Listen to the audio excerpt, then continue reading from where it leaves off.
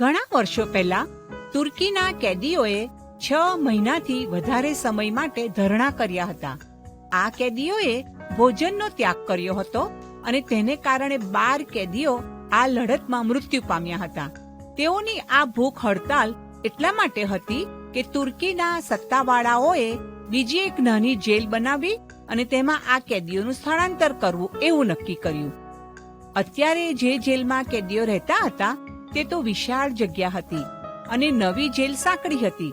તેથી આ કારણને લીધે થોડાક કેદીઓએ પોતાના જીવનનું બલિદાન આપ્યું હતું.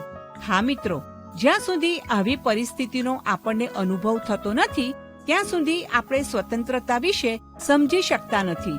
આ લડત લડનારા કેદીઓમાં તો ખૂનીઓ અને લૂંટારાઓ પણ હતા કે જેઓ અપૂરતા હવા ઉજાસ અને સંકળાસ ને માટે લડત આપી અને મૃત્યુ પામ્યા હતા.